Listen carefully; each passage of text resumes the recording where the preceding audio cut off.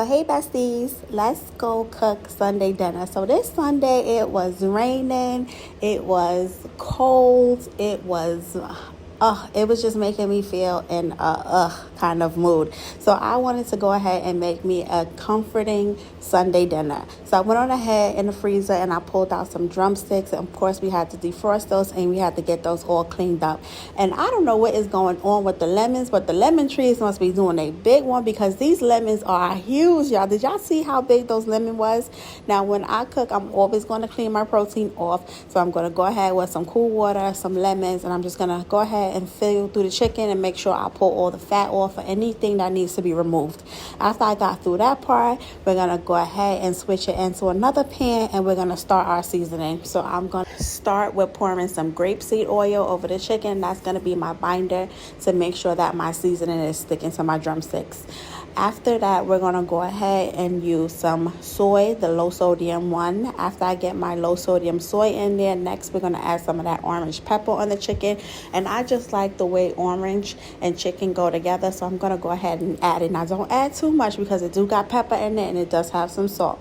After that, we're going to go ahead with a little bit paprika because we grown. That's why I add some extra paprika if you like it. And I like it because it adds a nice smokiness to the food for me.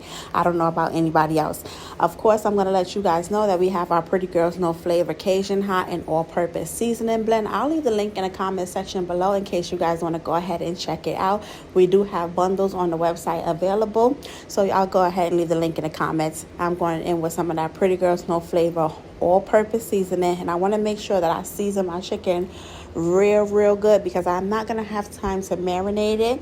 And I want to make sure I'm adding as much flavor as possible to the chicken. And I want to make sure I'm adding extra flavor because we're going to make a gravy with this. And I want to make sure my gravy is absolutely delicious and complements the flavor profile of the chicken. So now that we've done adding our all-purpose seasoning, I have some herbs in the fridge. I'm going to go in with some herbs, and then we're going to go in with some onions.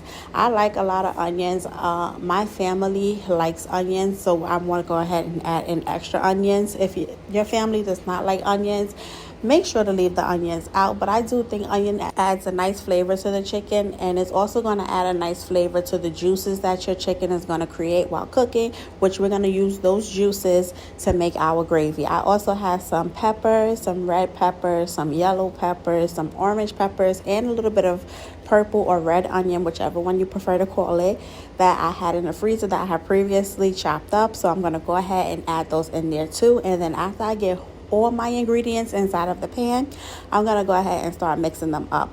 While I am mixing my chicken up and getting all those ingredients married together, I'm also preheating my oven so that after I am done mixing this chicken up, I can go ahead and put it in the oven. If you guys have time, I recommend doing a marinade overnight, taking it out the night before, seasoning it up real good, put it in your refrigerator, and cook it the next day. But if you're behind on time and the day just got away from you and you just got to do what you got to do to get dinner on the stove, it still is going to come out just as good. So now that I'm getting all those flavors mixed together with my chicken, and I want to make sure that I'm not spilling anything because the pan is not that deep, but as you can see, we got it good and ready to go. Now I'm going to make sure that I straighten out my chicken. I want all my veggies on the bottom of the pan so that when the chicken is in the oven and it's starting to cook, all those juices that are going to be released from the chicken, the veggies and the herbs and the peppers and everything are going to flavor those juices so that way our gravy is going to be amazing. And I also like things in a certain order when I am cooking. I just like it to look nice. I like it to look neat. I like it to visually make somebody want to eat my food. I believe that people eat with their eyes. I am one person that eat with their eyes. So I try and make my plate look as delicious as possible. Now we're going to go ahead and put this in the oven. We're going to put a foil on top of it, and then we're going to put it in the oven. When I put my chicken in the oven, I do not add any broth. I do not add any water. As the chicken is cooking, it's naturally going to release a lot of juices, and those are going to be the juices that we're going to use. So this is the juice that the chicken released after it was done, and when I tell you it released a lot, because I still had some in the pan. So I'm going to go ahead and take the juice. I'm going to make me a little cornstarch slurry, and I'm going to go ahead and mix it in there. I'm doing mine in a bowl and not over the stove because my broth is so hot. As you can see, the steam is still coming up, that I know the liquid is hot mixed with the cornstarch, and it's going to thicken up perfectly. I'm not going to have any to worry about. If you feel more comfortable doing it on the stove top, then go ahead, get you a pan, add your juices, add your cornstarch slurry, and then you're going to go ahead and wait until it thickens it up. After that, we're going to go ahead and take our gravy, and that gravy, ooh, when I tell you it was chef's kiss, a 10 out of 10. That gravy was so good, because of course you have to taste it before you pour it on your chicken. You want to make sure if you need to adjust any seasonings or not.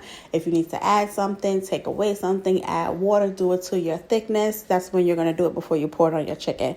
And when I tell you that gravy was perfect, because I like me a thick gravy. Now I'm going to put my gravy on top of my chicken, and I'm going to pop it back in the oven for about 5 minutes just to get everything blended together, and we're going to work on our side orders. Now, I see a lot of people when they make their chicken with gravy that they use cream of mushroom, or they use cream of chicken, or some kind of cream of something that's in a can. I do not prefer to use those. I prefer to do it like this, because those cans that I noticed, to me, they're just really, really salty. They just have a lot of sodium in there and not a lot of flavor. That's just my personal opinion and why I prefer to make my own gravy. Now, this is how the chicken came out after it was time to pull it out the oven. And I went on ahead and got me a fork and got me a little taste test. And when I tell you it was a 10 out of 10, it was time to plate and eat. Went on ahead and made us some garlic mash. I got that chicken with the gravy, the peppers and the onions and the herbs in there. Went on ahead and made a corn on the cob, but it was time to call that man and them kids and tell them to come eat. Don't forget, if you're loving this video, subscribe, give me a like, a comment, or a share, so you can be ready for the next video that comes up. Bye, besties.